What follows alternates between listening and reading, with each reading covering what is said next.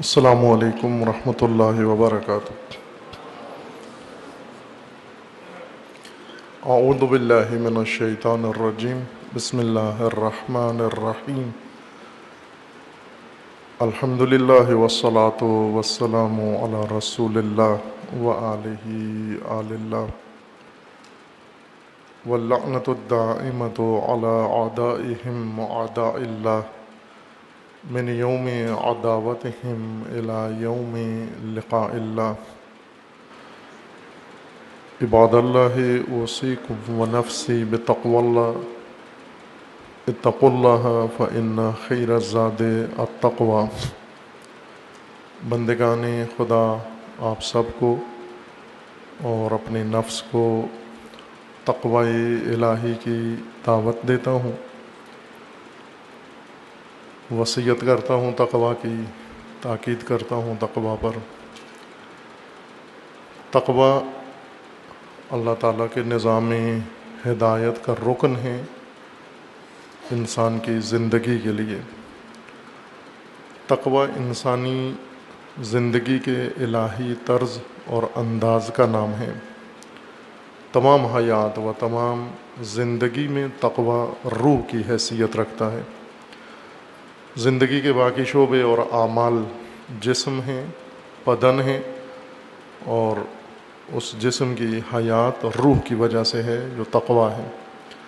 اگر زندگی سے تقوی نکل جائے، خارج ہو جائے، وہ زندگی نہیں ہے۔ قرآن کی زبان میں موت ہے اور نہج البلاغہ کی اصطلاح میں موت ہے۔ جس طرح قرآن کریم نے اہل تقوی کو مرنے کے بعد بھی، چونکہ متاع تقوی ان کے پاس ہے، انہیں زندہ کہا ہے۔ مر گئے ہیں بظاہر، لیکن اس کے باوجود قرآن کا فرمانا ہے کہ جو اللہ کی راہ میں مرے ہیں انہیں آپ مردہ گمان مت کرو۔ جو اللہ کی راہ میں قتل ہوئے ہیں مردہ نہیں ہیں، بل احیاء، کھاتے پیتے نہیں ہیں، چلتے نہیں ہیں، بات چیت نہیں کرتے، لیکن زندہ ہیں۔ اور اس کے مقابلے میں کچھ دوسرے انسانوں کو جو کھا پی رہے ہیں، گھوم رہے ہیں، چل پھر رہے ہیں، انہیں میت کہا ہے۔ یہ میت الاحیاء، چلتی پھرتی لاشیں ہیں، انہیں آپ زندہ گمان نہ کریں۔ چونکہ انسان کی حیات اس کا ایک معیار ہے، صرف نشو و نما کرنا، انسان کا رشد کرنا، بچپن سے لڑکپن تک اور جوانی تک اور بڑھاپے تک پہنچنا، یہ نشو و نما نباتاتی زندگی ہے، پودوں کی زندگی ہے، جنگلی زندگی ہے۔ صرف بڑھنا، رشد کرنا اور قد بڑھانا اور جسمانی اندام بڑھانا، یہ پودے کی حیات ہے، نباتاتی حیات ہے، انسانی زندگی نہیں ہے۔ اب پودا بڑھتا ہے، رشد کرتا ہے، نمو کرتا ہے، اپنی خوراک لیتا ہے، پانی لیتا ہے، ہوا استفادہ کرتا ہے ہر چیز سے۔ اسے حیات انسانی نہیں کہتے، یہ پودا ہے۔ حیات انسانی اس وقت اس کے اندر ہوگی جب خصائل انسانی اس کے اندر موجود ہوں۔ وہ حیات انسانی تقوی سے پہچانی جائے گی۔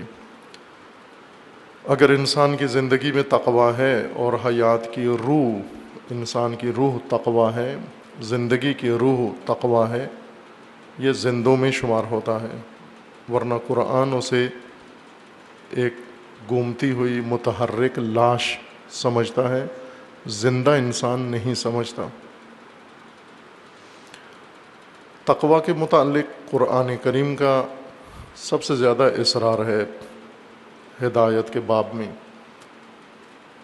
چونکہ اگر تقوی کے محور میں انسان کی زندگی آئے تو انسانی حیات ہے، ورنہ نہیں ہے۔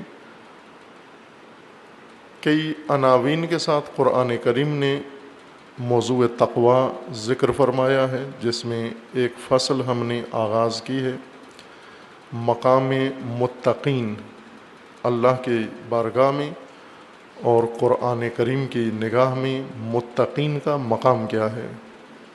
متعدد آیات آپ کی خدمت میں گزشتہ خطبات میں عرض کی ہیں۔ آج آپ کی خدمت میں سورہ مبارکہ ہجر کی آیا 45 اور اس کے بعد چند آیات جو متقین کے بارے میں ہیں ذکر ہوں گی۔ اگرچہ کچھ مضمون رہ گیا تھا سابقہ آیت کا جو پڑھی تھی، اس کا کچھ حصہ متقین کے متعلق تھا، ظاہراً رہ گیا تھا۔ گزشتہ خطبے میں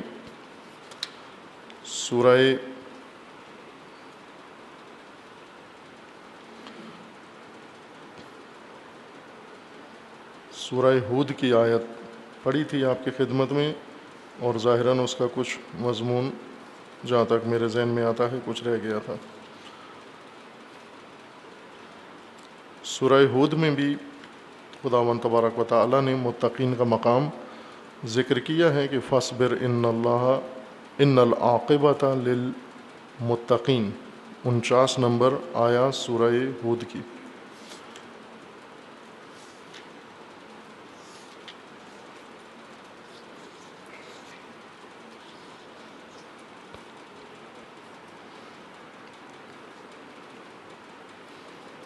تلک من انباء الغیب نوحیہا الیک وما کنت تعلمها انت ولا قومک من قبل هذا فاصبر ان العاقبۃ للمتقین۔ مکمل ہو گئی تھی ظاہراً آیت، مضمون نہیں رہتا۔ میرے ذہن میں ایسی بات آئی کہ شاید کچھ حصہ سابقہ آیت کا بیان نہیں ہوا تھا۔ سورہ مبارکہ ہود میں خداوند تبارک و تعالیٰ نے آیا 46 میں، سورہ ہجر میں آیا 46 میں آیا 45 سے متقین کے مقام بیان فرماتے ہوئے ذکر فرمایا ہے، ان المتقین فی جنات و عیون ادخلوها بسلام آمنین ونزعنا ما فی صدورہم من غل اخوانا علی سرر متقابلین لا یمسہم فیہا نصب وما ہم منہا بمخرجین نبئ عبادی انی انا الغفور الرحیم وان عذابی هو العذاب العلیم۔ اس سے پہلے تقابل کیا گیا ہے اہل جہنم کا کہ کچھ لوگ ہیں جنہوں نے جہنمی زندگی گزاری ہے۔ جنت و جہنم انسان کی زندگی کا انجام ہے، عاقبت حیات انسان جنت و جہنم ہے۔ جنت و جہنم کے بارے میں ہمارے اپنے ذہنی تخیلات ایسے بن گئے ہیں کہ جنت و جہنم کے صحیح تصور سے دوری ہو گئی، اور اس وجہ سے اس کا اثر بھی نہیں، نہ جہنم کا خوف ہے اور نہ جنت کی رغبت۔ لذت دنیاوی اس وقت مطمع نظر ہے سب کے۔ جنت کا عمومی تصور جو قرآن کریم کی آیات میں تو واضح ہے، لیکن جو بیان کیا گیا ہے تفسیر کر کے یا تبلیغ کیا گیا ہے مفہوم جنت کا، وہ دنیاوی تصور ہے جنت ہے، جبکہ جنت مقام اخروی ہے اور آخرت دنیا سے مختلف ہے۔ آخرت کی کوئی چیز دنیا سے ملتی جلتی نہیں ہے، نہ دنیاوی طور طریقوں کی ہے۔ آخرت کی ہر چیز مختلف ہے۔ جنت کا عام تصور جو ذہنوں میں موجود ہے کہ وہ ایک رہائش گاہ ہے جس کے اندر کھانے پینے کی چیزیں فراوان ہیں، جس کے اندر حوریں ہیں، جس کے اندر نہریں ہیں، جس کے اندر درخت ہیں، پھل ہیں، اور سب سامان عیش و عشرت، عیش و عشرت کی جگہ جنت ہے۔ اور دنیا میں بھی، زمین پر بھی جہاں عیش و عشرت زیادہ ہو تو لوگ کہتے ہیں فلاں آدمی تو جنت میں رہتا ہے۔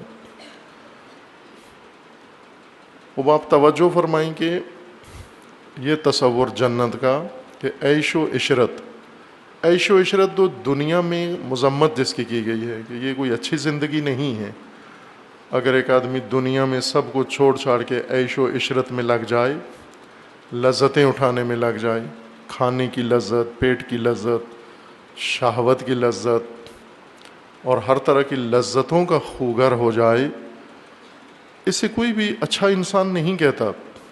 کوئی بھی یہ کام کرے، کوئی سید یہ کام کرے، کوئی غیر سید یہ کام کرے، کوئی عالم، مثلا فرض کریں کسی عالم کو دیکھیں وہ یہی کام کرے، عیش و عشرت میں بڑے اس کے بنگلے ہوں، نوکر چاکر ہوں، حلوے مانڈے کھائے، تیتر بٹیر صبح و شام بھون کے کھائے، عالم دین ہے۔ گناہ کوئی بھی نہیں کرتا، غلط کام نہیں کرتا، چوری ڈکیتی غیبت کچھ بھی نہیں کرتا، لیکن رہائش اس کی، کھانا پینا اس کا، رہن سہن اس کا شاہوں والا ہے، تو کیا ہم سمجھیں گے یہ بہت اچھی شخصیت ہے، بہت اچھا عالم ہے، یہ بڑی اچھی شخصیت ہے؟ اگرچہ وہ کوئی غلط کام گناہ نہ کرے، حرام نہ بھی کھائے، پھر بھی لوگ کہتے ہیں کہ صحیح نہیں ہے، چونکہ اس کا کام صرف عیش و عشرت ہے۔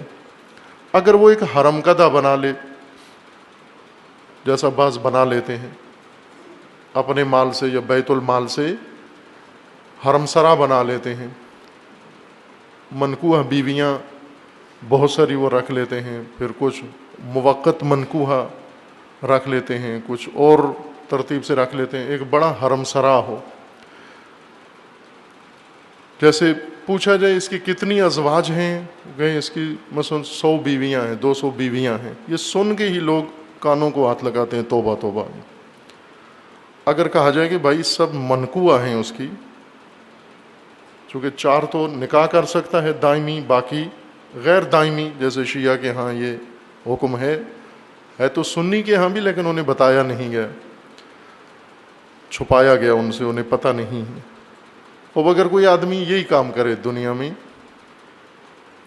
نکاح پہ نکاح کرتا جائے اور ایک بڑا حرم سرا بنا لے، جیسے نواب، راجے، مہاراجے، شہنشاہ ایسی زندگیاں گزارتے تھے، ان کے حرم سرا ہوتے تھے، تو کیا عام لوگ سمجھتے ہیں کہ یہ اچھے لوگ ہیں، یہ جنت ہے؟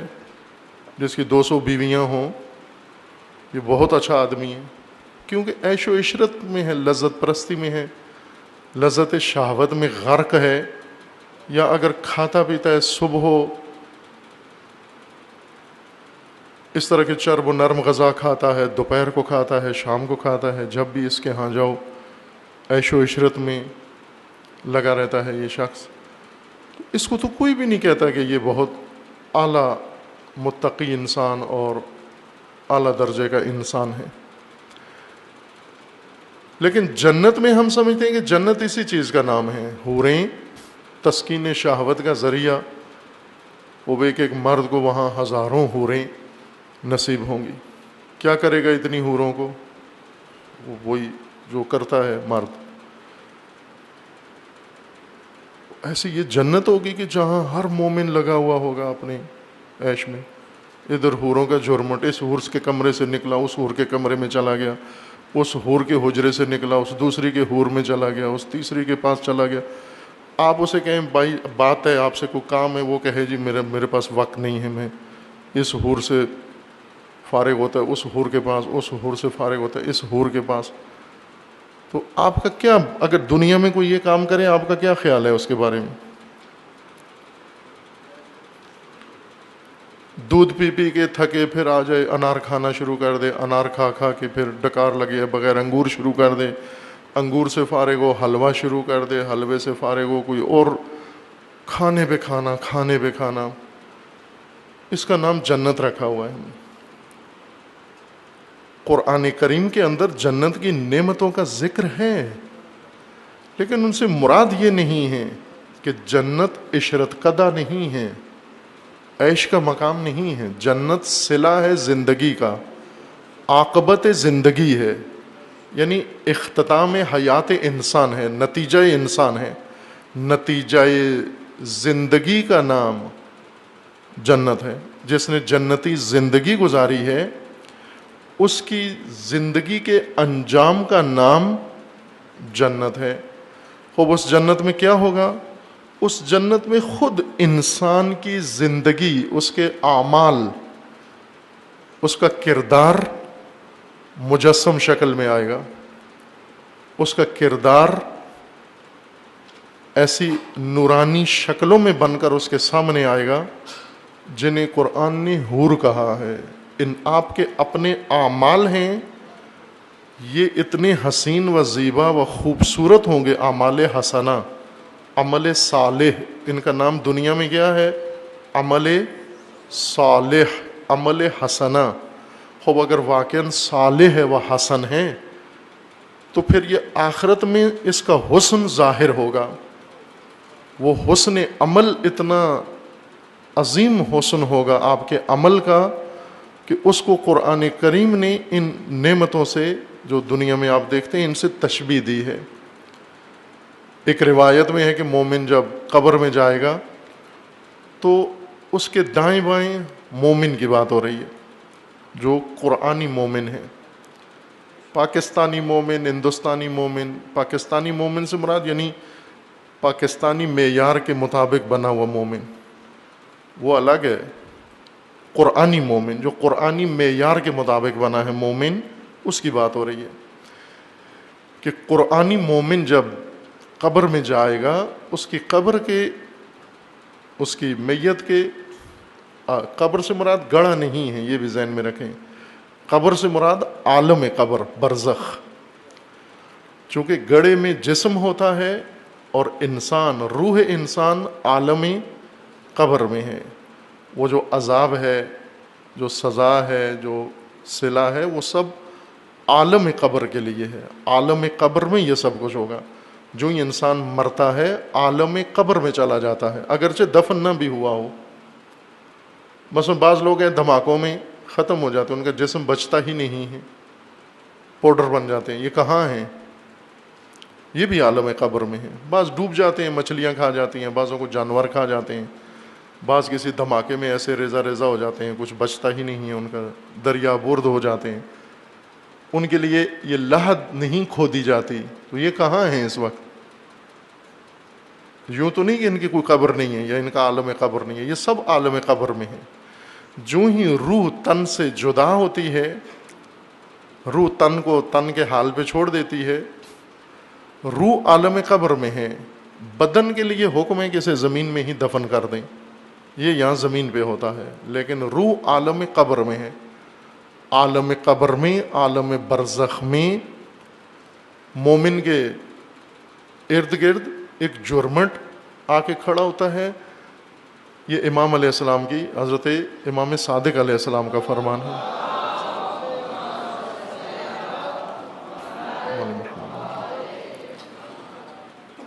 اس کے دائیں بائیں آ کے ایک گروہ کھڑا ہوتا ہے. حسین ترین صورتیں، اتنا حسن ہے، جمال ان کے اندر ناقابل یقین، اس حد تک کہ مومن ان حسین شکلوں کو، صورتوں کو دیکھ کر خود تعجب کرتا ہے کہ یہ تصور سے باہر حسین ہیں، نہ کہ تجربے سے باہر. تجربے میں انسان دیکھتا ہے حسین چیزیں، لیکن تخیل تجربے سے زیادہ وسیع ہوتا ہے. تخیل میں انسان اس سے زیادہ حسن فرض کر سکتا ہے. جو آپ نے مثلا آپ کے پاس 100 روپیہ ہے تجربتاً آپ کی جیب میں، لیکن تخیل کے لحاظ سے آپ 1 لاکھ بھی اس کو فرض کر لیں کہ میرے پاس اس وقت 1 لاکھ ہے. تخیل کی کوئی حد نہیں ہے. لیکن وہ صورتیں جب انسان دیکھے گا مومن قبر میں، تو اتنا حسن ان صورتوں کے اندر ہوگا کہ اس کے تخیل سے بھی باہر ہوگا. تخیل کی حد میں وہ حسن نہیں آ سکتا. اتنا حسن و جمال ان صورتوں میں ہوگا. اور یہ ان کے سامنے متعجب و متحیر، اور ان سے حیرت کے ساتھ پوچھے گا کہ تم کون ہو. ان حسین شکلوں سے یہ پوچھے گا کہ تم کون ہو. میں حسین شکلیں استعمال کر رہا ہوں، پھر عورتیں نہ کہہ دینا، حسین عورتیں، حسین شکلیں، حسین صورتیں مومن کے دائیں بائیں مجسم ہو کر آئیں گی، اور ناقابل توصیف حسن ان کے اندر ہوگا، تخیل کی حد سے باہر. تو مومن تعجب سے ان شکلوں سے، صورتوں سے، حسین صورتوں سے پوچھے گا کہ آپ کون ہو. وہ تعجب سے مومن کو پوچھیں گے کہ عجب، تم ہمیں نہیں پہچانتے؟ تو یہ کہے گا میں نے پہلی دفعہ دیکھا ہے آپ کو، میں کیسے پہچانوں آپ کو. وہ بھی تعجب کریں گی مومن سے کہ عجب، تم ہمیں نہیں پہچانتے. یہ تعجب کرے گا کہ نہ میں نے آپ کو نہیں پہچانا چونکہ میں نے پہلی دفعہ دیکھا ہے. تو جو سب سے حسین ترین صورت ہوگی، سب سے زیادہ جمیل، وہ آگے بڑھ کے اپنا تعارف کروائے گی کہ اے مومن، تو نے مجھے نہیں پہچانا، میں تیری نماز ہوں.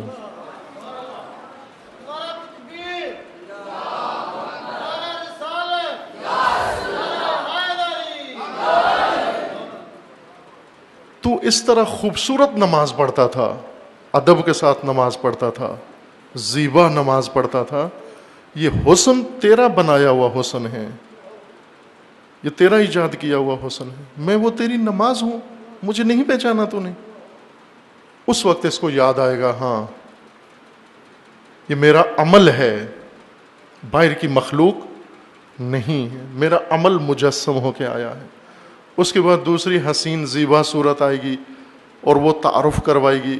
یہ پوچھے گا تم کون ہو؟ وہ کہے گا مجھے نہیں پہچانا، میں روزہ ہوں، میں صدقہ ہوں. ایک ایک کر کے اپنا تعارف کروائیں گے. اور اس وقت چونکہ انسان ناسی ہے، نسیان کا شکار ہو جاتا ہے، بھول جاتا ہے، اس وقت اسے یاد آ جائے گا کہ یہ سارے میرے اپنے اعمال ہیں. فراوان آیات قرآن کریم کے اندر بھی ہیں کہ انسان جب اس دنیا سے رخصت ہوگا تو پھر اس کے اعمال اسے دکھائے جائیں گے. جیسا قرآن کریم میں سورہ زلزال کی آیت ہے، فَمَن يَعْمَلْ مِثْقَالَ ذَرَّةٍ خَيْرًا يَرَى وَمَن يَعْمَلْ مِثْقَالَ ذَرَّةٍ شَرًّا يَرَهُ. جو بھی ذرہ برابر، مثقال برابر خیر یہاں کرے گا، خود اسی خیر کو دیکھے گا، نہ کہ اس کا معاوضہ دیکھے گا، خود عمل کو دیکھے گا. من یعمل مثقال ذرۃ خیرا یراہ، یعنی اسی ذرہ برابر خیر کو خود مومن دیکھے گا، ذرہ برابر شر کو دیکھے گا. یہ ذرہ ذرہ وہاں اس کو سب نظر آئے گا، کہے گا وہاں تو میں بھول گیا تھا، وہاں تو میں نے عمل کیا تھا، مجھے خود یاد نہیں تھا. وہ ذرہ ذرہ محفوظ ہے. وہ عمل مجسم ہوگا اگر حسین ہوا، اگر عمل حسنہ ہوا. جب انسان بارگاہ خدا میں جائے گا روز حساب، اور انسان کو کہا جائے گا تو نے یہ کیا ہے قرآن کریم میں، تو یہ تعجب کرے گا کہ چونکہ اسے یاد نہیں ہوگا میں نے یہ سب کچھ کیا ہے. تمام انسانوں کو دعوت دی جائے گی، انسانوں کو، سب انسانوں کو، ہا امو او سب او، ہا امو سارے آ جاؤ، اقرؤ کتابیہ، اپنی اپنی کتاب پڑھو. ہا امو اقرؤ کتابیہ، سارے آ جاؤ، اپنے اپنے نامہ عمل پڑھو، اپنا اپنی کتاب پڑھو. وہ کتاب فائل کہاں ہوگی؟ وکیلوں کے ہاتھ میں نہیں ہوگی یہ کتاب. یہ فائل نامہ عمل کہاں ہوگا؟ کہاں پڑھیں ہم؟ ان کے اپنے پاس ہوگا. ویسے بعض کہتے ہیں کہ نامہ عمل ہاتھ میں ہوگا، کاغذ میں نہیں لکھا ہوگا. خوب یہ کہیں گے کہ کہاں پڑھیں ہم، اپنے عمل کہاں دیکھیں؟ تو اس وقت انہیں حکم ہوگا کہ کفا بنفس کا حسیبہ، اپنے نفس کو دیکھ، نگاہ کر، یہ کتاب وہاں ہے، ساری تیرے وجود کے اندر ہے، یہ ساری کتاب تیرے وجود کے اندر ہے. یہی اعمال ذرہ ذرہ عمل محفوظ ہو رہا ہے. کہاں ذخیرہ ہو رہا ہے؟ وجود کے اندر، روح کے اندر، تن کے اندر، ہمارے اندر ذخیرہ ہو رہا ہے، باہر نہیں سٹور ہو رہا، ادھر ذخیرہ ہو رہا ہے. لیکن یہاں پردہ پڑا ہوا ہے، جلد کا پردہ پڑا ہوا ہے، شکل کا پردہ پڑا ہوا ہے، ظاہر کا پردہ پڑا ہوا ہے. چونکہ اللہ ستار العیوب ہے، ستار نے ستر ڈالا ہوا ہے.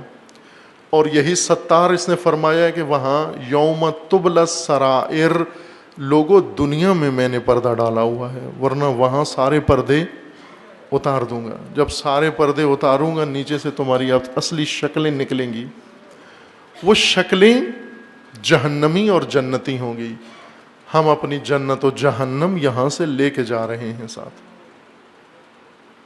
کھائیوں کا نام جہنم نہیں ہے، کہ وہاں کوئی ایسی سرزمین ہے جس میں کنویں کھودے ہوئے ان کے آگ بھڑکی ہوئی ہے اور ان کے اندر ڈالتے رہیں گے. یہ ہمارا تصور ہے جو جہنم کے بارے میں، جس سے ہم نے متبادل راستے بچنے کے بھی بنا رکھے ہیں.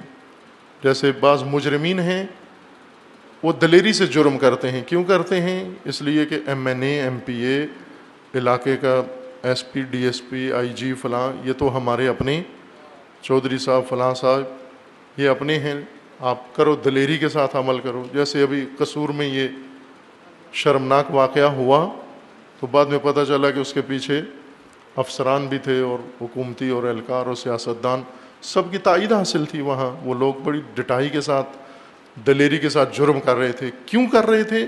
چونکہ انہیں اپنی پشت پر مجرموں کی حمایت کرنے والا طبقہ نظر آ رہا تھا، اور جب بھی مجرم کو یہ پتہ چل جائے کہ میری پشت پر میرا حامی موجود ہے، وہ جرم میں دلیر تر ہو جاتا ہے.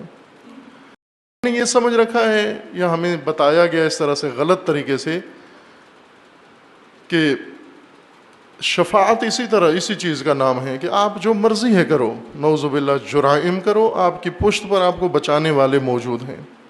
نہ عزیز من، یہ نہیں ہے شفاعت کا تصور. شفاعت کا تصور، شفاعت کہتے ہیں ساتھی کو، نہ مجرم کے حامی کو. ساتھی کو شفیع کہتے ہیں. شف و وتر، وتر یعنی تنہا، جس کا کوئی ساتھی نہ ہو. شف جس کا ساتھی ہو. شفیع ساتھی کو کہتے ہیں.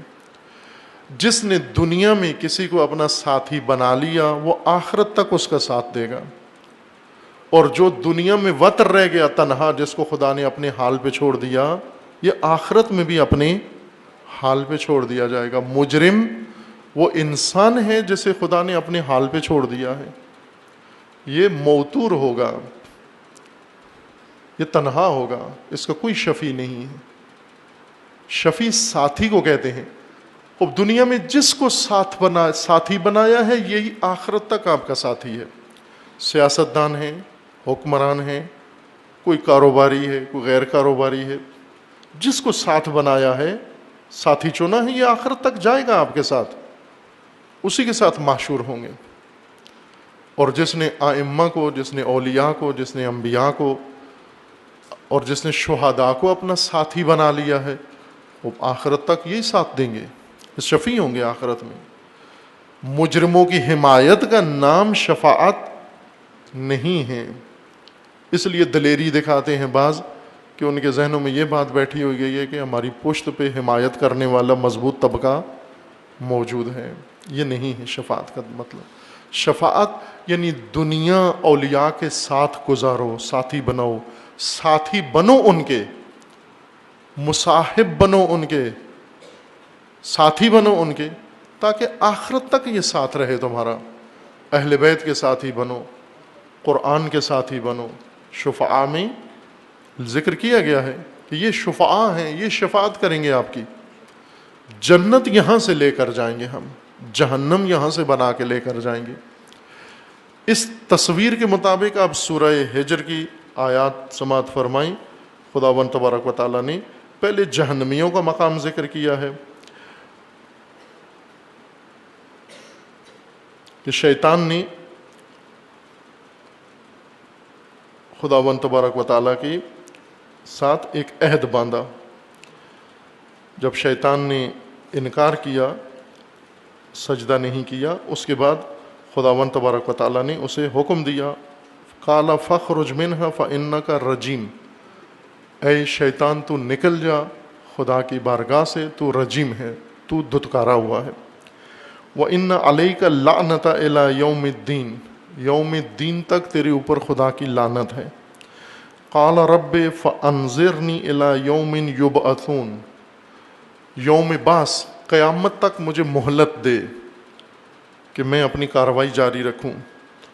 قال فانک من المنظرین، خداوند نے فرمایا کہ وہ مہلت تجھے دے دی گئی ہے، جو کر سکتا ہے، جو کرنا چاہتا ہے کر تو.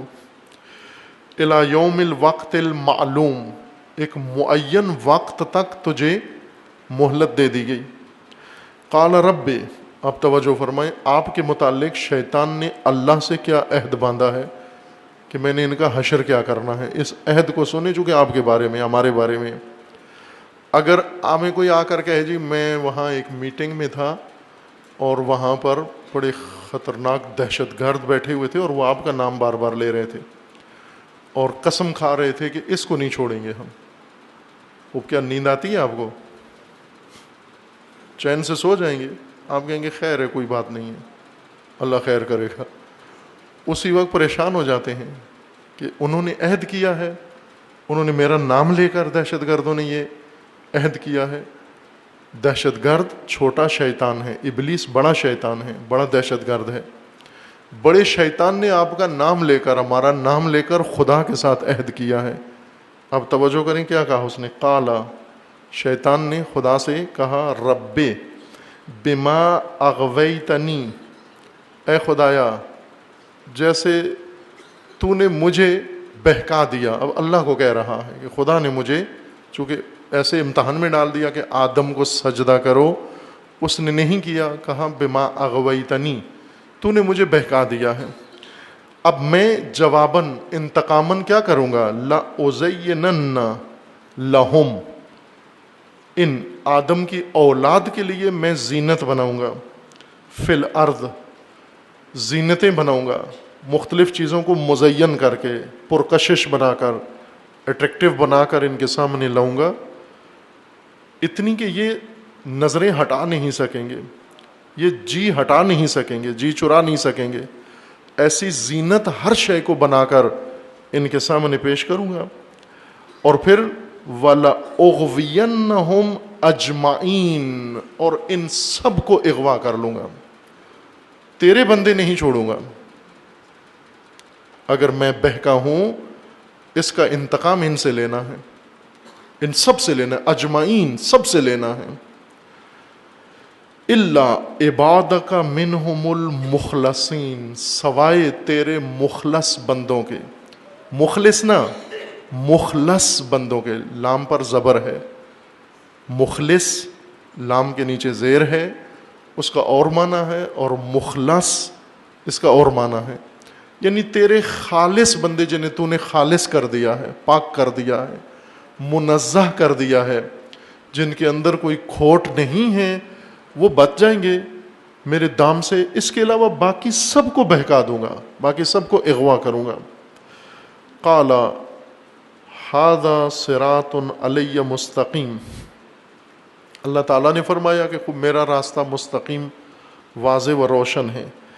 ان عبادی لیس لک علیہم سلطان, جو میرا بندہ ہوگا, عبادی جو میرے بندے ہیں, بھلے جو شکم کے بندے ہیں, جو شہوت کے بندے ہیں, جو ہوس کے بندے ہیں, جو دولت کے بندے ہیں, جو ثروت کے بندے ہیں, جو غلے کے بندے ہیں, جو راشن کے بندے ہیں, جو شہرت کے بندے ہیں, جو اقتدار کے بندے ہیں, جو منصب کے بندے ہیں, جو کسی مقام و جاہ کے بندے ہیں, جو انا کے بندے ہیں, جو نفس کے بندے ہیں, ان کی ضمانت نہیں دیتا ہوں میں اللہ, لیکن میں اپنے بندوں کی ضمانت دیتا ہوں جو میرے بندے ہوں گے. قال, خداوند تعالیٰ کا فرمان ہے کہ ھذا صراط علی مستقیم, ان عبادی جو میرے بندے ہوں گے, لیس لک علیہم سلطان, ان کے اوپر تیری کوئی سلطنت نہیں ہوگی, تیرا فرمان ان پہ نہیں چلے گا چونکہ وہ میرے بندے ہیں.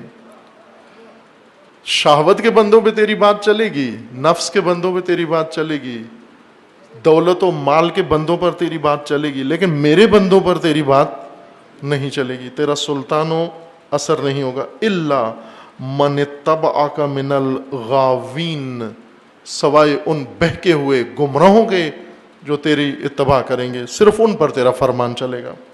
وَإِنَّ جَهَنَّمَ لَمَوْعِدُهُمْ أَجْمَعِينَ, اور جو تیرے ساتھ جائیں گے, تیری امت بنیں گے, تیرے پیروکار, ان سب کی وعدہ گاہ جہنم ہے. لہا سبعۃ ابواب, اس کے 7 دروازے ہیں اس جہنم کے. لکل باب منہم جزء مقسوم, اور ہر دروازے میں پھر آگے الگ الگ ایسا تقسیم شدہ ہے جہاں سے خاص مجرموں کو گزارا جائے گا. جرائم کے تناسب سے جہنم ہوگی, اور جیسا جرم ہوگا ویسا دروازہ ہوگا, اس دروازے میں بھی آگے مزید گرل لگی ہوگی اور سارے مجرم اس دروازے میں بھی ایک نقطے سے نہیں گزریں گے. مجرم نمبر 1 اس رو سے، اس لائن سے، مجرم نمبر 2 اس لائن سے، مجرم نمبر 3. اور یہ صرف رش کی وجہ سے تقسیم نہیں کیا جائے گا، یہ مجرمین کے درکات ہیں، یہ ان کی سزا کا حصہ ہے. اس کے مقابلے میں یہاں 44 نمبر آیت تک سورہ ہجر کا یہ مضمون تھا. آیت 45 میں ہے ان المتقین فی جنات و عیون. متقین کہاں ہوں گے؟ متقین جنات میں ہوں گے، نہ جنت میں، جنات میں ہوں گے. جنات مختلف بہشتیں ہیں، مختلف جنتیں ہیں، کہ خود یہاں بھی صیغہ جمع ہے، یہ پلورل صیغہ قرآن نے اس لیے استعمال کیا ہے کہ جو متقین ہوں گے، ایک متقی ایک جنت میں نہیں ہوگا، ایک متقی آنے واحد میں کئی جنات میں ہوگا، کئی جنات میں ہوگا. چونکہ جنت اس کی اپنی کارکردگی کا نام ہے، اپنی کارکردگی کا نام ہے. کارکردگی لوگوں کی مختلف ہے. آپ دیکھ لیں ابھی لوگوں کی کارکردگی کتنی مختلف ہے. آپ کاروباریوں کی کارکردگی دیکھیں، 2 بھائی ہیں، ایک ساتھ انہوں نے کام شروع کیا، وہ ایک ملازمت کی طرف چلا گیا، ایک نے بزنس شروع کیا، یا دونوں نے بزنس شروع کیا، ایک سب کچھ لٹا بیٹھا، گنوا بیٹھا، یا ہمت نہیں کی کوئی چھوٹی سی دکان بنا کے ابھی تک اسی دکان پہ بیٹھا ہوا ہے، اور دوسرا ابھی مثلا انٹرنیشنل کمپنی بنا کے رجسٹرڈ کرا کے عالمی تاجروں میں شمار ہو گیا. وہ کارکردگی ہے یہ اس کی. اس کا مال اس کا مال دیکھیں، 2 آدمیوں کی کارکردگی مالی، دنیاوی، کاروباری، خود کارکردگی بتا رہی ہے کہ انہوں نے کیا کیا ہے. اسی طرح انسان کی، مومن کی کارکردگی اس کے لیے جنت بنا رہی ہے. جنات میں کون ہوں گے جن کی کارکردگی اتنی وسیع ہے دنیا کے اندر کہ ان کا صلہ ایک جنت نہیں ہے بلکہ ان کا صلہ متعدد مختلف جنات ہیں. وعیون، چشمے ہوں گے. خوب یہ چشمے فرض کریں قیامت کے اندر ایک مومن کے 1000 چشمے ہوں، کیا فائدہ ہے؟ ایک چشمہ کافی ہے. اتنا پانی پیے گا وہ 1000 چشموں سے. پانی کے اگر چشمے مراد ہیں وہ تو ایک چشمہ کافی ہے. اور دوم یہ کہ وہاں پانی، غلہ، چنا، چاول، یہ بساط ہی نہیں ہوگی کیونکہ آخرت ہے. یہ کھیت سارے دنیا کے ہیں. دنیا ختم ہوگی تو آخرت بنے گی. دنیا کے خاتمے سے آخرت ہوگی، نہ کہ دنیا کے بدلے میں ایک دنیا اور بنا دیں گے. یہ کھیت ختم ہوگا، ایک کھیت اور بنا دیں گے. یہ چشمے کہاں جاری ہوں گے؟ اس کے بارے میں تو روایات میں ہے، رسول اللہ صلی اللہ علیہ وسلم کی روایت ہے. خصوصاً یہ طالب علموں کے لیے، سب مومنوں کے لیے، جوانوں کے لیے، لیکن طالب علموں کے لیے بہت اہم روایت ہے. سب کے لیے ہے، عمومی ہے. میں طالب علموں کو توجہ کے لیے نام لیا ہے، ورنہ دوسرے یہ نہ سمجھیں کہ ہمارے لیے نہیں ہے. روایت یہ ہے کہ من اخلص للہ 40 صباحا، جو اللہ کی خاطر 40 دن اخلاصت اختیار کرے، اپنی زندگی میں خالص ہو جائے، صرف 40 دن. یہ جو صوفیاء نے چلا شروع کر دیا 40 دن، وہ 40 دن ایسی روایات کے ذکر ہیں کہ جو بھی خدا کے لیے 40 دن خالص ہو جائے، فقط خدا کے لیے.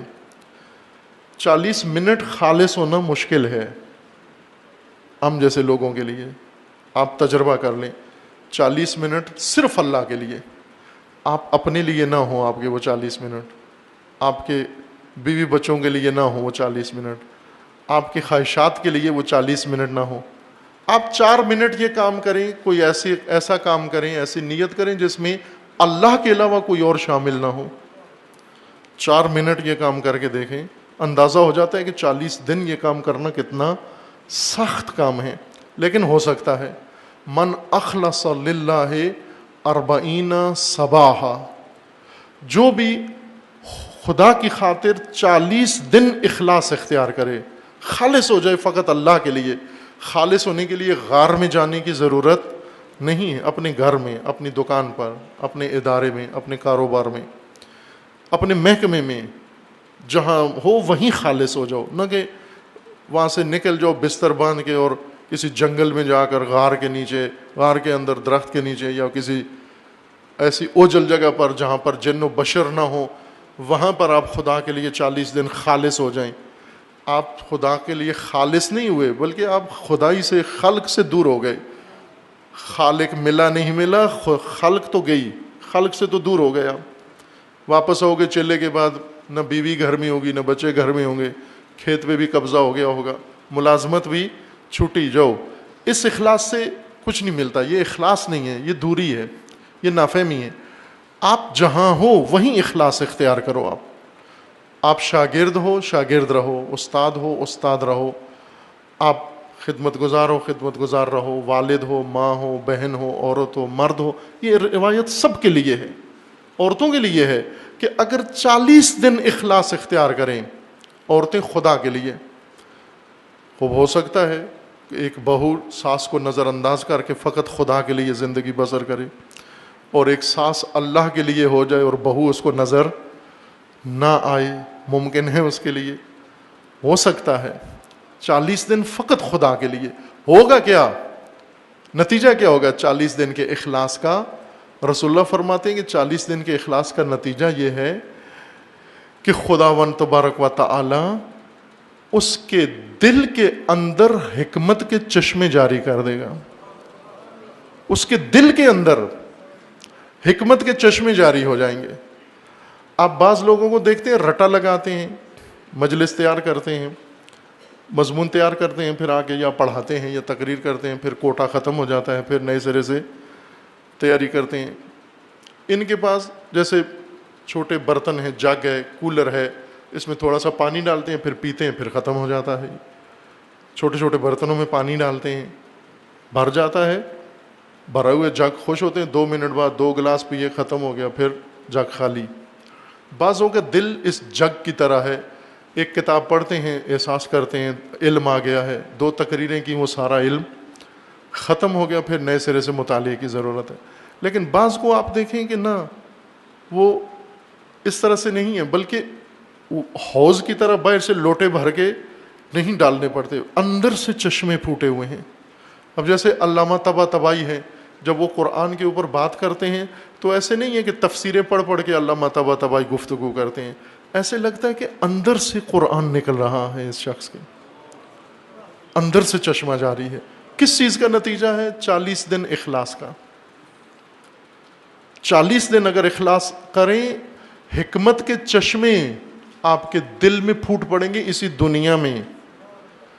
اور یہ جو قیامت کے چشمے ہیں، یہ وہ چشمے ہیں جو آپ کے اندر جاری ہیں، یہ نہریں آپ کے اندر جاری ہیں. یہ چشمے آپ یہاں سے لے کر، ان کا منبع یہاں سے لے کر جا رہے ہیں. متقین جنات و عیون میں ہیں. ادخلوها بسلام آمنین، امن کے ساتھ، مطمئن، امنیت کے ساتھ، سلامتی کے ساتھ اس میں داخل ہوں گے. وَنَزَّعْنَا مَا فِي صُدُورِهِمْ مِنْ غِلٍّ. ایک اہم ترین لطف اللہ کا متقین کو یہ نصیب ہوگا کہ انسان اگر توبہ بھی کر لے، بس پھر بھی غلطی یاد آتی ہے. کبھی کبھی ہوتا ہے غلطی کرتا ہے، توبہ کرتا ہے، معاف ہو جاتی ہے، لیکن دل میں رہتی ہے بات کہ میں نے یہ کام کیا تھا. اور جو دل میں آتا ہے ندامت سی ہو جاتی ہے، آنکھیں جھک جاتی ہیں، شرم آ جاتی ہے، شرمندہ ہو جاتا ہے. توجہ کریں، اللہ تعالیٰ نے جب متقیوں کو انعام دینا ہے، اس شرمندگی سے بھی خدا متقیوں کو بچائے گا. جنت میں متقی شرمندہ نہیں ہوگا. بھلے وہاں 2 آدمی متقی ملاقات کریں گے تو وہ ایک دوسرے کو یاد نہیں دلا سکیں گے کہ بھائی وہ کام تو اکٹھے مل کے کیا تھا، بعد میں توبہ کر لی، جنت تو آ گئے، لیکن یاد ہے وہ حرکت تو ہماری مشترکہ تھی. نہ، نہیں آئے گا یاد، کیونکہ خداوند تبارک و تعالیٰ نے متقی کے دل سے، سینے سے ہر غل، ہر ایسی شے جس کے اندر تکلیف ہو، چبھن ہو، رنج ہو، وہ خدا اس کے دل سے نکال دے گا، صاف کر دے گا اس کو، تاکہ شرمندہ نہ ہو. ایک روایت میں ہے کہ خداوند تبارک و تعالیٰ رسول اللہ کی امت پر رحمت نازل، اس طرح سے خدا نے رحمت نازل کی ہے کہ بعض جیسے دعائے کمیل میں ہے کہ اللہ تعالیٰ نے انسان کے کچھ اعمال کرام کاتبین کو بھی معلوم ہونے نہیں دیے، مخفی رکھے ہیں. چونکہ دعائے کمیل میں امیر المومنین تعلیم دیتے ہیں کہ آپ گناہوں کی معافی مانگو، ان گناہوں کی جو کرامن کاتبین 2 فرشتوں نے لکھ لیے ہیں، اور ان کی بھی جو ان پر مخفی رہ گئے ہیں. آخر ہو سکتا ہے کرامن کاتبین پر کوئی چیز چھپ جائے، بھلے کچھ کام ایسے ہیں کسی ایسے مومن سے، کسی ایسے شخص سے سرزد ہوتے ہیں کہ خدا حتیٰ کرامن کاتبین کو متوجہ ہونے نہیں دیتا. یہ رحمت کا پردہ پڑ جاتا ہے، خدا ستار ہے. ایک روایت میں ہے کہ بعض ایسے مومنین امت رسول اللہ کے ہوں گے مخلصین، جن کے کچھ اعمال ہوں گے کسی زمانے میں انہوں نے ابتدائی عمر میں، وسط عمر میں، انتہائی عمر میں کسی جگہ ان سے ایسی لغزش ہوئی ہے کہ خداوند تبارک و تعالی وہ آگاہ ہے، علیم ہے وہ ذات حق. اللہ تعالی اس روایت کے مطابق کہ خداوند تبارک و تعالی ان مومنین کے اس لغزش کو رسول اللہ کے سامنے بھی پردہ ڈال دے گا کہ رسول اللہ کو بھی امت کے اس عمل سے خبر نہ ہو. کیوں نہ ہو؟ تاکہ یہ امت اپنے رسول کے سامنے شرمندہ نہ ہو. ظاہر شرمندگی ہوتی ہے. آج اگر ہم امام عصر کے حضور میں پہنچیں، واقعاً اس قابل ہیں چہرے دکھا سکیں ہم جب انہیں سب خبر ہے ہمارے بارے میں؟ شرمندگی ہوتی ہے اور آنی چاہیے. شرم ہونا، شرم بہت بڑا سرمایہ ہے، اس کو ضائع نہ ہونے دے. ہونا چاہیے شرمسار. لیکن اللہ تعالیٰ کا یہ لطف ہے خاص کہ حتیٰ اس بندے کو خدا اس شرمساری سے بچا لے گا کہ یہ معاملہ صرف اس کے اور اللہ کے درمیان ہے اگر اس نے اخلاص اختیار کیا. متقین جنت میں ہوں گے، ان کے وہ عیون چشموں میں جنات میں ہوں گے اور امن و سلامتی میں ہوں گے. ان کے دل سے خدا ہر غل کو نکال دے گا. اخوانن، اور بھائی ہوں گے سارے. متقین آپس میں آشنا و بھائی ہوں گے. فقط متقی ایک دوسرے کو پہچانتے ہوں گے. باپ بیٹے کو نہیں پہچانے گا، ماں بیٹے کو نہیں پہچانے گی. فقط مومن متقی دوسرے کو پہچان سکے گا. اسے پتہ ہوگا کہ یہ اپنا مومن متقی ہے. علی سرر متقابلین، ایک دوسرے کے سامنے سریر و تخت کے. یہ وہی بہشتی نعمتیں ہیں جس کی طرف اشارہ کیا تھا کہ انسانی اعمال ہیں جو مجسم ہو کر ان صورتوں میں. چونکہ زبان ہماری دنیاوی ہے اور معانی اخروی ہیں، اس وجہ سے دنیاوی زبان میں ہمیں آخرت سمجھائی جا رہی ہے. تعجب نہ کریں، کیونکہ بعض کہتے ہیں کہ یہ تو ان الفاظ کے معانی تو یہی بنتے ہیں، تخت ہے، تکیہ ہے، گو تکیہ ہے، فلاں ہے، جام ہے. خوب بھلے الفاظ دنیاوی ہیں، ہمیں سمجھانے کی بات ہو رہی ہے. ورنہ اگر الفاظ بھی اخروی ہوتے تو ہمیں ہمارے پلے نہیں پڑنے تھے. الفاظ دنیاوی ہیں لیکن معانی اخروی ہیں. یہ اخروی معانی آخرت ہمیشہ ذہن میں رکھیں کہ بات آخرت کی ہو رہی ہے.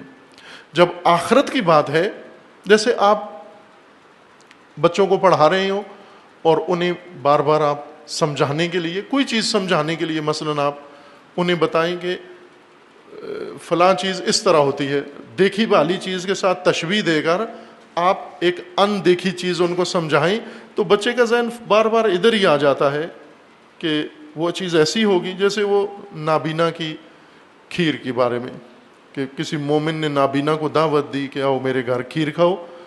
نابینا نے کہا کھیر میں دیکھی نہیں ہے، جو چیز میں نے دیکھی نہیں ہے میں نہیں کھاتا، احتیاط کرتا ہوں. تو اسے دکھائی کیسی جائے کہ کھیر کیسی ہوتی ہے؟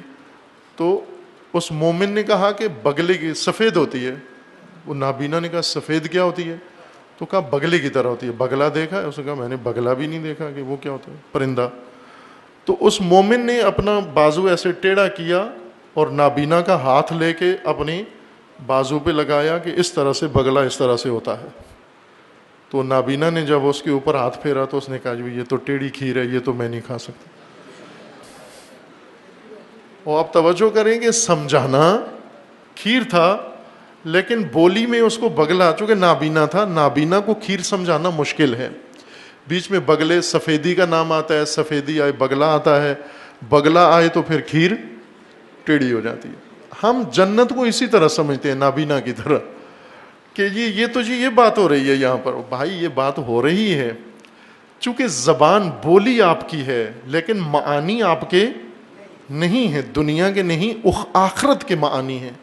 جب آخرت کے معانی ہیں تو پھر مطمئن رہو کہ وہ سارا جہان اخروی ہے، پاک و منزہ، اس میں کوئی ایسی قابل مذمت چیز نہیں جو دنیا کے اندر مذمت جس کی ہوتی ہے. یہ نہیں کہ یہاں شراب ممنوع ہے وہاں حلال ہے، یہاں مثلا عورتوں کے پیچھے جانا یہ ٹھیک نہیں ہے، عورتوں کو دیکھنا، وہاں حوریں تاڑنا یہ جائز ہو جائے گا.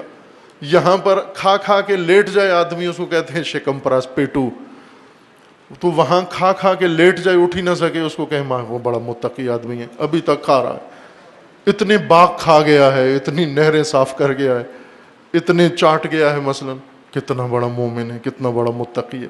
وہ بھائی وہاں بھی نہیں ہے یہ چیزیں، یہاں صحیح نہیں ہے تو وہاں بھی صحیح نہیں ہے. یوں نہیں ہے کہ یہاں خدا کے لیے خالص ترین عبادت کریں، آخر میں کیا دیں؟ چنے، یہ لے لو چنے. اللہ میں نے اتنی عبادت کی تھی تیری، آخر میں چنے مجھے ملے ہیں، یہاں انگور مجھے ملے ہیں، انار مجھے ملے ہیں. امیر المومنین فرماتے ہیں کہ خدایا جنت و جہنم نہ بھی ہوتی تو میں تیرا عبادت گزار تھا، تو عبادت کے لائق ہے، نہ وہ جنت و جہنم، وہ نہیں اکساتے. تو ملے عبادت میں، تو ملے، تو مطلوب ہے میرا، تو مقصود ہے میرا، تو معبود ہے میرا. وہ نہیں ہے، وہ لالچ ہے. لالچ ان کو دی جاتی ہے جن کو سمجھ نہیں آتی. جنہیں تیری معرفت ہے انہیں اس طرح کی لالچ کی ضرورت نہیں ہے.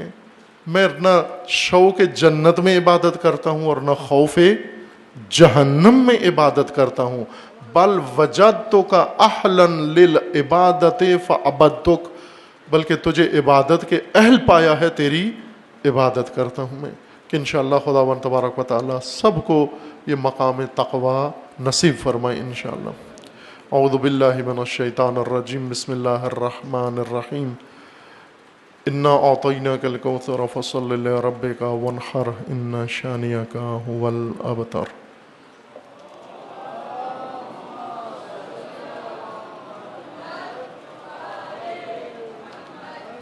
اعوذ باللہ من الشیطان الرجیم، بسم اللہ الرحمن الرحیم. الحمد للہ والصلاة والسلام علی رسول اللہ وآلہ آل اللہ، واللعنۃ الدائمۃ علی اعدائہم اعداء اللہ، من یوم عداوتہم الی یوم لقاء اللہ. ثم الصلاة والسلام علی انبیاء اللہ و اولیاء اللہ، سیما علی امیر المؤمنین علی ابن ابی طالب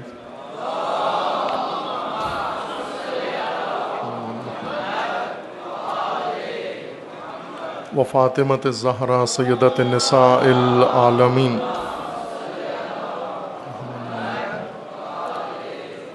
والحسن والحسین سیدی شباب اہل الجنہ،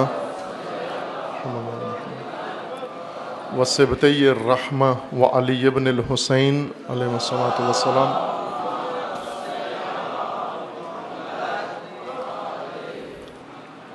و محمد ابن علی، اللہم صل علی محمد و علی محمد،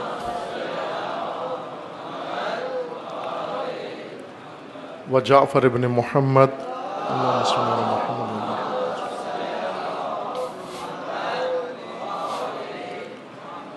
و موسیٰ ابن جعفر، اللہم صل علی محمد و علی محمد،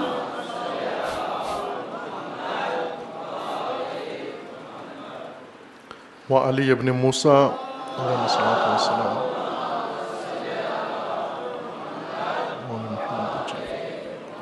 و محمد ابن علی،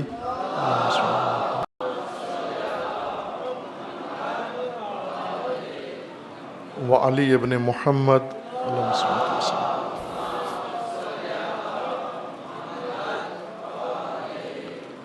والحسن ابن علی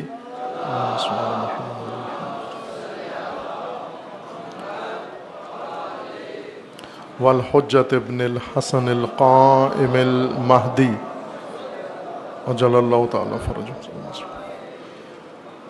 حجج اللہ علی بلادہ و امناؤہ فی عبادہ واللعن علی اعدائہم اجمعین من الآن الی قیام یوم الدین عباد اللہ اوصیکم ونفسی بتقوی اللہ اتقوا اللہ فإن خیر الزاد التقوی۔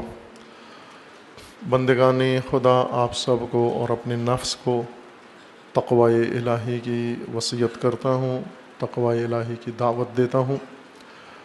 اپنی زندگی کے ہر مرحلے میں، ہر قدم میں، ہر سخن میں تقوی اختیار کریں۔ تقوی اللہ تعالیٰ کی طرف سے آپ کی زندگی کے لیے جو محفوظ طریقہ بنایا گیا ہے اس کو تقوی کہتے ہیں۔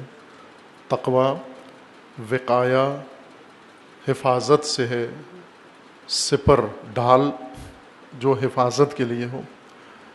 با تقوی زندگی، متقی یعنی جس کی زندگی محفوظ ہے۔ اور آپ دیکھیں گے آج پوری دنیا کی، دنیا اسلام کی و بالخصوص ملت اسلامیہ پاکستان کی اشد ضرورت حفاظت ہے۔ آج شیعہ کی پہلی ضرورت پاکستان کے اندر حفاظت، محفوظ ہونا، کہ احساس ہمارے اندر یہ ہے ہم محفوظ نہیں ہیں، اور حقیقتاً نہیں ہیں۔ کیوں نہیں ہیں؟ کیوں محفوظ نہیں ہیں؟ بے تقوی ہونے کی وجہ سے۔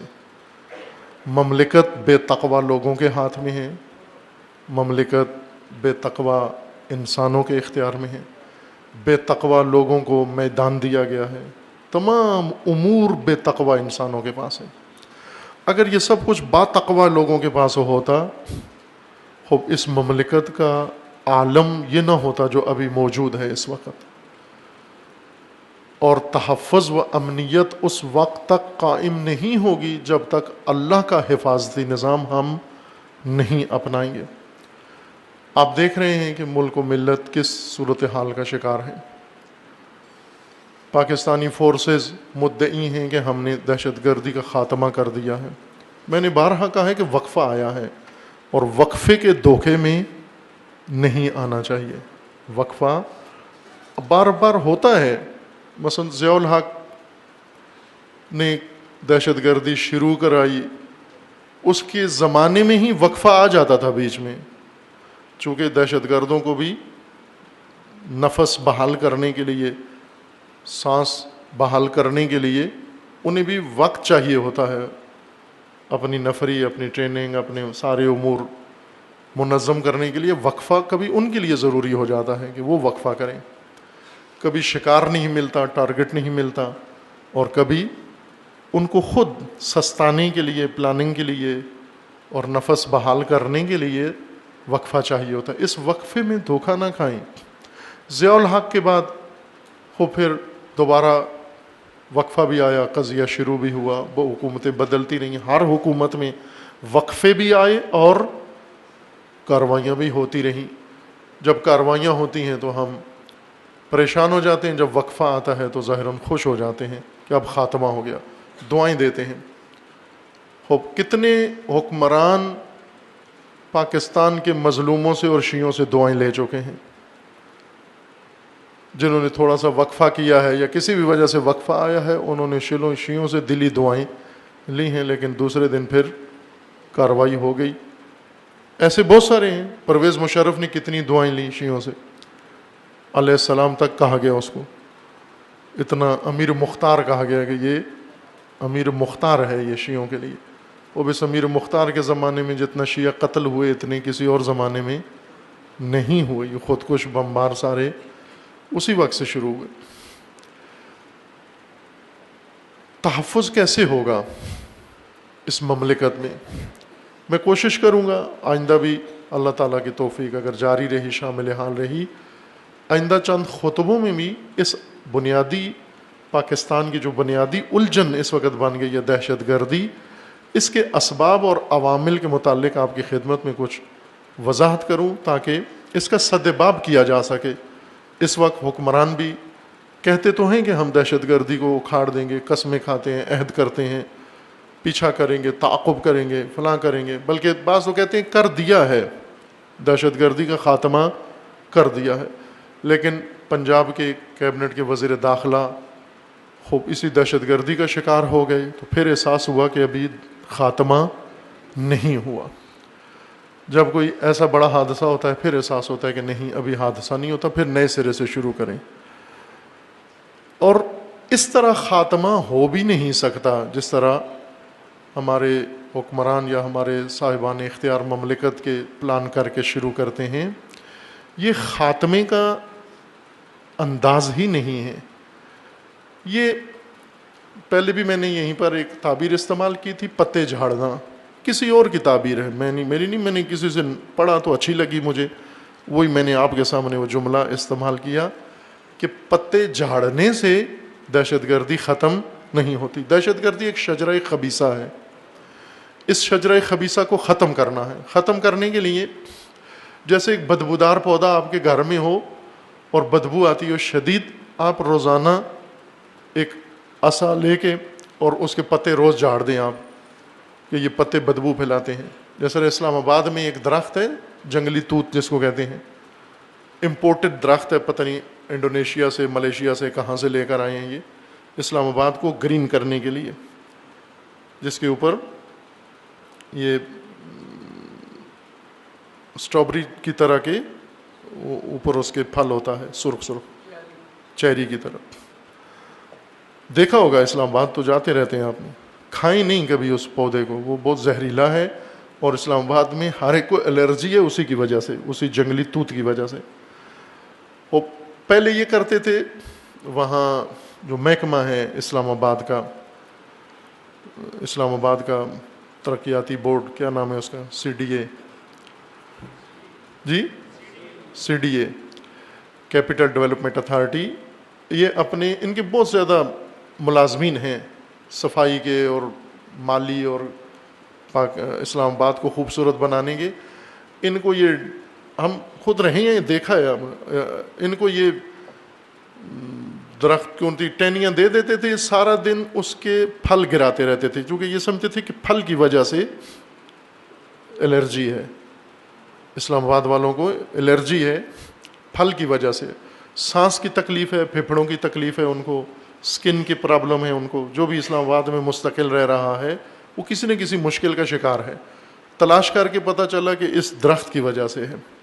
یہ درخت جو اسلام آباد اوائل میں بنا تھا اور اس کو سرسبز بنانے کے لیے باہر سے یہ پودا لے کر آئے، امپورٹ کیا انہوں نے، اور وہ الرجی کا باعث بنا. الرجی ختم کرنی ہے کیا کریں؟ تو انہوں نے ان کو جھاڑیاں دیں، شاخیں دیں کاٹ کے کہ جھاڑو یہ اس کے پھل، اس کے جھاڑو.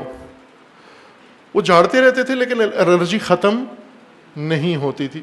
آخر میں انہوں نے شاخیں کاٹنا شروع کر دی، گنجے کر دیے سارے، پھر بھی الرجی ختم نہیں ہوئی. ابھی ان کو خیال آیا ہے کہ نہیں اس کو جڑ سے اکھاڑنا ہے.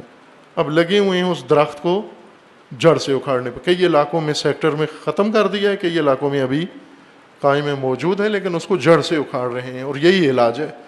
دہشت گردی کا خبیث شجرہ جو ضیاء الحق نے یہاں کاشت کیا اور اس کی ٹیم نے،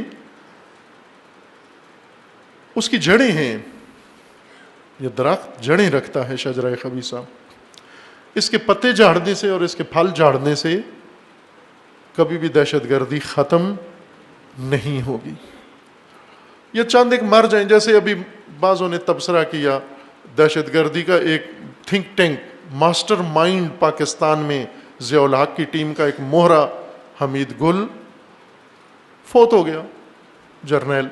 بعضوں نے یہ احساس کیا کہ اب کچھ فرق پڑے گا. فرق نہیں پڑے گا. اگر ایک شاخ ٹوٹ گئی یا ایک فرد چلا گیا، ایک ماسٹر مائنڈ چلا گیا، تو دہشت گردی ختم نہیں ہوگی. کہتے ہیں طالبان کا باپ تھا، دہشت گردوں کا باپ تھا، یتیم ہو گئے سارے. اور واقعاً ایسے ہوا. وہ سرپرست تو تھا لیکن ظاہر ہے کہ وہ ایک فرد نہیں تھا. ایک پورے سسٹم کے ساتھ یہ سب کچھ بنایا گیا اور چلایا گیا اور چل رہا ہے. ایک قاعدہ میں آپ کی خدمت میں عمومی ذکر کر دوں جو اس موضوع کے متعلق بھی ہے اور بہت سارے اور موضوعات بھی اس کے زمرے میں آتے ہیں، اور آپ خود بھی اس کو اپنی زندگی کے مختلف شعبوں میں لاگو کر سکتے ہیں، اور کریے۔ میں یہ درخواست کروں گا طالب علمانہ آپ سے کہ یہ حکمت امیز فارمولہ اس کو حتماً غور سے سنیں، سمجھیں، اور اس کو زندگی کے مختلف شعبوں میں کام ملائیں۔ آپ انفرادی، کاروباری، دنیاوی، دینی، اجتماعی، سماجی، سارے موضوعات میں اس کو کام ملائیں، بڑا کام آئے گا آپ کو۔ وہ یہ ہے کہ جب کوئی مشکل کھڑی ہوتی ہے، بیماری، مثلا انسان بیمار ہو جاتا ہے، سب پریشان ہوتے ہیں کہ اس بیمار کو علاج کرانا چاہیے، ہمدرد سارے ہوتے ہیں، لیکن کچھ ہمدرد بیماری کی علامتوں کے خلاف اقدام کرتے ہیں۔ کوشش کیا ہوتی ہے کہ اس کو بخار ہے بہت ہائی درجے کا، تو کسی طرح بخار ٹوٹ جائے، تو ٹوٹ جاتا ہے، تولیے گرم ٹھنڈے کر کر کے یا برف اس کو رکھتے ہیں۔ پرانے طریقے والے لحاف میں لپیٹ دیتے تھے بخار جس کو ہوتا تھا، اگر اس کو 103 کا بخار ہوتا تھا تو لحاف میں 113 ہو جاتا تھا اس کا، اپنے طریقے سے اس کا علاج کرتے تھے، وہ لحاف میں ہی فوت ہو جاتا تھا۔ کہتے تھے تقدیر یہی تھی، تقدیر تھی کہ بچ جاتا اگر یہ لحاف نہ اڑتے، جس کو اتنا ہائی ٹیمپریچر ہے اس کے اوپر کمبل لحاف نہ ڈالیں کہ ٹیمپریچر اور بڑھے اس کا، بلکہ اس کا ٹیمپریچر ڈاؤن کریں۔ آپ خوب بعض کوشش کرتے ہیں، آج کل پڑھے لکھے لوگ ہیں، پتہ ہے ہر گھر کے اندر کوئی نہ کوئی آگاہ آدمی ہوتا ہے، یہ اس کو کپڑا پانی میں بھگو کے اس کے پیشانی پہ لگاؤ، اس کے گلے میں لگاؤ، اس کے ہاتھوں پہ لگاؤ، تاکہ اس کا بخار ٹوٹ جائے۔ وہ ٹوٹ بھی جاتا ہے، خوب ختم ہو گیا، ٹیمپریچر ختم ہو گیا، نارمل ہو گیا۔ کیا بیماری ختم ہو گئی؟ نہیں، فقط ٹیمپریچر ڈاؤن ہوا ہے، اس کا خطرہ کی حد تک پہنچ گیا تھا، آپ نے کم کر دیا، ٹھنڈا کر کے کم کر دیا اس کو، لیکن بیماری تو ختم نہیں ہوئی۔ اگر یہ بخار ٹائیفائڈ کی وجہ سے تھا وہ باقاعدہ ہے، اگر ملیریا کی وجہ سے تھا وہ ہے، اگر ٹی بی کی وجہ سے تھا وہ ہے، اگر کسی اور خطرناک مہلک بیماری کی وجہ سے یہ بخار تھا، وہ بیماری ابھی تک اس کے اندر موجود ہے، اگر انفیکشن کی وجہ سے تھا وہ ہے ابھی تک۔ بیماری کا اگر مقابلہ کرنا ہے، بیمار کا علاج کرانا ہے، علاج بیماری کی علامتوں کو ختم کرنے کا نام نہیں ہے، علاج بیماری کے عوامل، اسباب، باعث جس وجہ سے بیماری پڑی ہے دل کے اندر یا جسم کے اندر یا وجود کے اندر، اس کو ختم کرنے کا نام علاج ہے، نہ کہ علامتیں ختم کر دیں ہم۔ یہ مثال پہلے دے دی تاکہ مطلب آسان ہو جائے آپ کے لیے۔ وہ فارمولہ یہ ہے کہ ہر عمل کا ایک نتیجہ ہوتا ہے اور کچھ اس کے اسباب ہیں، علل۔ میں اصطلاحی بات بھی کر دوں طلباء کے لیے کہ ہر شے کے اسباب ہیں، اور اسباب سے جو چیزیں پیدا ہوتی ہیں ان کو کہتے ہیں مسببات۔ اسباب اور مسببات۔ مسبب، سبب نے جو کچھ پیدا کیا ہے، مثلا آگ نے جلا دیا، آگ سبب ہے، اور جو عضو جل گیا ہے یہ جلن مسبب ہے۔ یہ اصطلاح ذہن میں رکھ لیں آپ، اسباب اور مسببات۔ دوسری اصطلاح استعمال کرتے ہیں علل۔ علت کی جمع ہے علل، علت اور معلول، علل و معالیل۔ ہر چیز کی علت ہے اور ہر علت کا ایک معلول ہے، ہر شے کا ایک سبب ہے اور ہر سبب کا ایک مسبب ہے۔ آپ نے اگر کوئی چیز حاصل کرنی ہے تو مسببات کے پیچھے نہ جائیں، اسباب کے پیچھے جائیں۔ اگر آپ صرف مسببات کی تلاش میں رہے تو چہ بسا مسببات مل جائیں گے، لیکن آپ کی آرزو پوری نہیں ہوئی۔ جیسے وہ مومن سادہ لو جس نے اللہ سے دعا مانگی کہ خدایا لوگوں کے گھروں میں بچے ہیں، رونق ہے، ہمارے گھر میں کچھ بھی نہیں ہے، تو تھوڑی رونق ادھر بھی ہو جائے، یہاں بھی بچے کھیلیں، چہل پہل ہونی چاہیے۔ تو اسی وقت دروازے پر بیل ہوئی اور ایک مومن اپنے 10-12 بچے لے آیا کہ ہم زیارات پہ جا رہے ہیں، ہمارے آنے تک ان کو سنبھالو آپ۔ اس نے لے لیے، بعد میں اندر جا کے کہتا ہے خدایا میں تو خیال کیا تھا آپ سمجھ گئے ہوں گے میں کیا کہنا چاہتا ہوں۔ وہ میں نے بچے کہا تھا لیکن مراد کوئی اور چیز تھی. کوئی مراد اور چیز تو سیدھی سیدھی کہو کہ بیوی چاہیے, شادی نہیں ہوئی ہے ابھی, شادی کرنی ہے مجھے. آپ دور سے کیوں آتے ہو؟ مسببات کیوں؟ بچے مانگے ہیں, وہ بچے مل گئے ہیں. آپ کو کچھ چاہیے, اگر اللہ سے جو چاہیے تو چابیاں مانگو. اللہ کا فرمان ہے کہ میرے پاس خزانے بھی ہیں اور ان کی چابیاں بھی ہیں. چابیاں مانگو.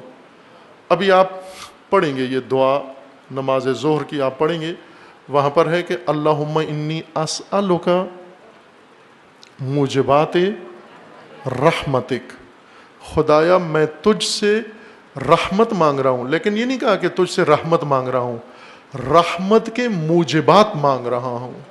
بہت اعلیٰ دعا ہے, بہت ذہانت کی دعا, فطانت کی دعا ہے, مہارت کی دعا ہے جو آپ کو تعلیم دی جا رہی ہے. موجبات رحمت چاہیے, یعنی ایک موجب سبب کو کہتے ہیں, علت جس کی وجہ سے رحمت پھوٹتی ہے, وہ موجب خدایا مجھے چاہیے. جہاں سے رحمتیں نکلتی ہیں, جو چیزیں رحمتیں ابھارتی ہیں, وہ چیز مجھے چاہیے. یہ خدا سے آپ وعزائم مغفرتک, اور مغفرت کے عزائم و ارادے چاہیے مجھے. مغفرت نہیں چاہیے, تیرا ارادہ مغفرت کا چاہیے, کہ اگر آپ کا ارادہ ہو جائے مغفرت کا, پھر ہر قدم پر مغفرت ہی مغفرت ہے. لیکن اگر میں نے یہ کام مغفرت کروا لیا اور ارادہ نہ لیا, تو اگلا کام پتہ نہیں مغفرت ہوگا یا نہیں ہوگا. چابی لے لیتے ہیں. بعضوں کو آپ کہتے ہیں ذرا گاڑی دینا, وہ کہتے ہیں ٹھیک ہے, وہ کھڑی ہوئی ہے, لے لو, لے لو گاڑی. آپ کہو چابی دینا, ذرا گاڑی کی چابی دیں, ورنہ کھڑی ہوئی لاکھ گاڑی آپ کو دے دے کہ یہ آپ کی ہے, کھڑی رہے ادھر. چابی اس کی جیب میں ہے, گاڑی آپ کے گھر کھڑی رہے. یہ گاڑی کس کام آئے گی آپ کے؟ چابی مانگو اس سے. اللہ کے پاس چابیاں ہیں, خزانے ہیں, وہ چابیاں ہیں. علل ہیں و اسباب ہیں. اللہ سے ہمیشہ علل و اسباب مانگو. رحمت کے علل و رحمت کے اسباب و موجبات, یہ دعاؤں میں بھی ادب ہمیں سکھایا گیا ہے. جتنے بھی امور آپ کی زندگی میں ہیں وہ اسی قانون اور قاعدے کے مطابق ہیں. دہشت گردی بھی اسی قانون اور قاعدے کے مطابق ہے, امن بھی اسی قانون و قاعدے کے مطابق ہے. امن کے اسباب ہیں اور مسببات, دہشت گردی کے اسباب ہیں اور مسببات.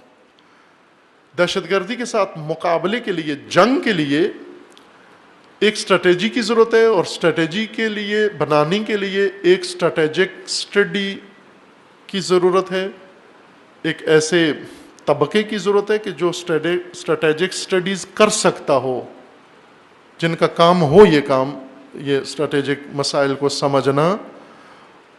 جب وہ مطالعہ کریں گے تو وہ سب سے پہلے اس کے علل و اسباب کی طرف آئیں گے کہ دہشت گردی کے علل و اسباب کیا ہیں, کہاں ہیں, وہ کیوں شروع ہوئی اور کیوں جاری ہے, کیوں باقی ہے. یہ اہم بات ہے. اگر علل و اسباب اس دہشت گردی کے ہمیں معلوم ہو جائیں, اس سے مقابلہ آسان ہے. ورنہ اگر اس کے پتے جھاڑتے رہیں, شاخیں کاٹتے رہیں, گروہ پکڑتے رہیں, افراد پکڑتے رہیں, پھانسیاں لگاتے رہیں, دہشت گردی ختم نہیں ہوگی جب تک اس کے علل و اسباب ختم نہیں ہوں گے. اب میں ایک نقطہ, چونکہ ایک ہی خطبے کی بات نہیں ہے, لمبی بات ہے, میں ہر خطبے میں ایک نقطہ انشاءاللہ کوشش کروں گا, اگر اللہ تعالیٰ نے توفیق دی, عرض کروں آپ کی خدمت میں اس موضوع کے متعلق. پہلا بنیادی نقطہ جو میں پہلے یوم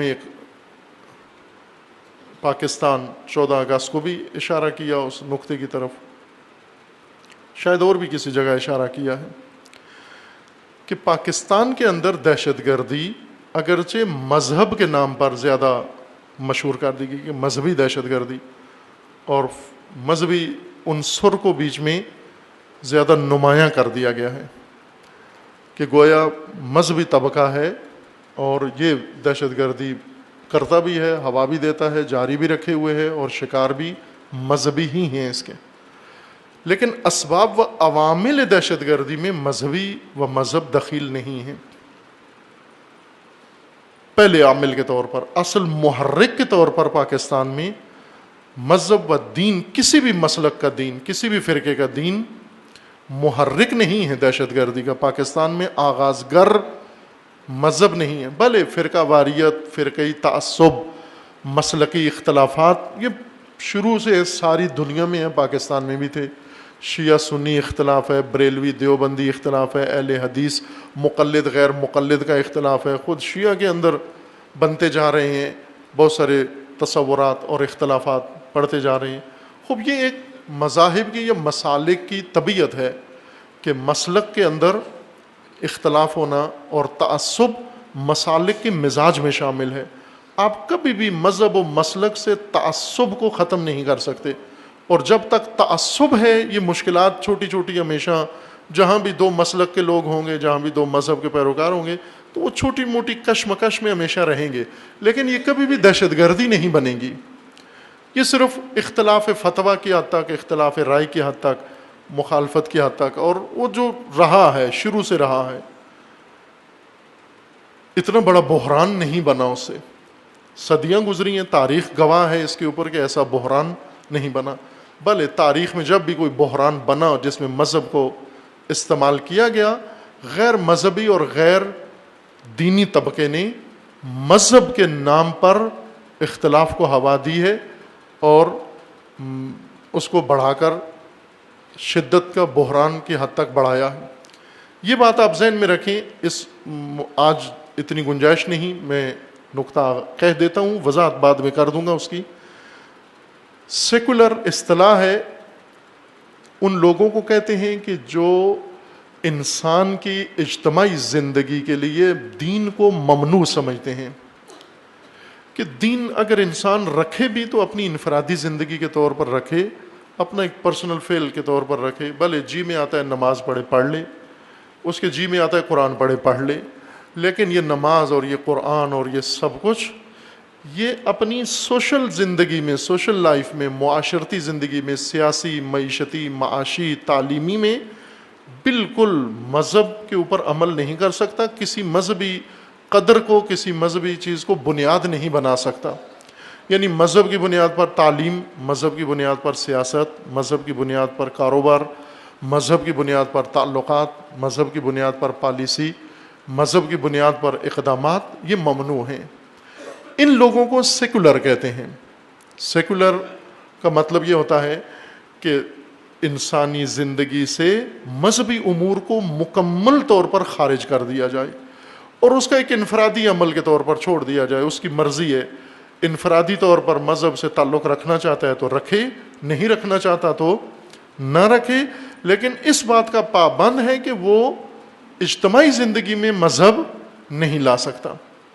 یعنی آپ تعلیمی نظام مذہبی نہیں بنا سکتے، یونیورسٹیوں کالج اپنے مذہبی نہیں کر سکتے، سیاست مذہبی نہیں ہوگی، ادارے مذہبی نہیں ہوں گے، اور مذہبی طبقات کا اختیار نہیں ہوگا. یہ سیکولرزم کہلاتا ہے. اصطلاح ہے، سن لیں. آپ مزید جاننا چاہتے ہیں تو ایک کتاب ہماری ہے، اسلام اور سیکولرزم کے نام سے، معلوم نہیں یہاں موجود ہے یا نہیں سٹال پہ. اگر مزید معلومات اس کے بارے میں جاننا چاہتے ہیں تو اس کی طرف رجوع کریں. آپ سیکولر طبقہ سے مراد میری لا مذہب طبقہ ہے. وہ طبقہ جو بھلے مشرک و کافر نہیں ہے، نہ اللہ کا انکار کرتے ہیں نہ آخرت کا انکار کرتے ہیں، مذہبی امور، مذہبی احکام، مذہبی دستورات، مذہبی نظام کو اپنی زندگی کے لیے اختیار نہیں کرتے. ان کو میں سیکولر کہہ رہا ہوں. بے دین لا مذہب لوگ جو اپنی زندگی میں ممکن ہے مذہبی ہوں انفرادی زندگی میں، یعنی لیکن سوشل زندگی میں بالکل جائز نہیں سمجھتے. پوری دنیا میں اور بالخصوص پاکستان میں دہشت گردی کی بنیاد ڈالنے والے سیکولر لوگ ہیں، مذہبی نہیں ہیں.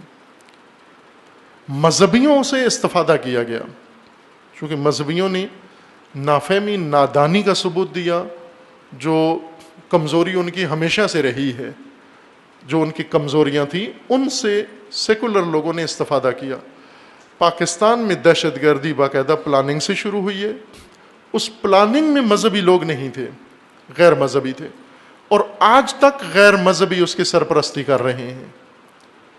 آج تک غیر مذہبی لوگ اس کی سرپرستی کر رہے ہیں. میں نے ایک مثال بھی دی تھی گزشتہ جو بحث کی تھی اس بارے میں، کہ آپ توجہ کریں کہ داعش مذہبی دہشت گردی کا جنون ہے، اوج ہے، پیک پوائنٹ ہے داعش، کہ مذہبی جنون کی حد تک، افراد کی حد تک پہنچا ہوا دہشت گردی کا گروہ۔ یہ کہاں سے بنا یہ دہشت گرد گروہ؟ یہ ترکی نے بنایا ہے۔ ترکی سیکولر ملک ہے۔ ترکی وہ ملک ہے جس میں عورت پردہ کر کے آفس نہیں آ سکتی، اسکول نہیں آ سکتی، پردے کے اوپر پابندی ہے۔ پردہ کر کے گھر میں گھوم سکتی ہے، اپنے گھر میں، مارکیٹ میں نہیں آ سکتی۔ ابھی یہ موجودہ حکومت نے تھوڑی سی پابندیاں نرم کی ہیں، ورنہ پابندی تھی مذہب کے اوپر۔ یہ حکومت جو سیکولر حکومت ہے، بے دین حکومت ہے، اس کے اندر سے جنونی دہشت گرد پیدا ہوتے ہیں، مذہبی افراطی دہشت گرد پیدا ہوتے ہیں۔ چونکہ پلاننگ وسیع ہے، سیکولر طبقے کی پلاننگ بہت وسیع ہے۔ مذہبی طبقہ متعصب ہوتا ہے، تنگ نظر۔ سیکولر ہوتے ہیں وسیع النظر۔ وسیع النظر سے مراد یعنی مفادات۔ مذہبی تنگ نظری کی وجہ سے اپنے مفادات بھی صرف چھوٹی سی جگہ پر دیکھتا ہے۔ مثلا دو مذہبیوں میں کیا جنگ ہے؟ اس مسجد میں یا اس مصلی میں، یہ میرا مصلی، یہ تیرا مصلی۔ اتنی بڑی مسجد پڑی ہوئی ہے، اس کو چھوڑ دیا اس نے، 1 فٹ کی جگہ پر جھگڑا شروع کر دیں گے۔ یہ تنگ نظری ہے ان کے اندر۔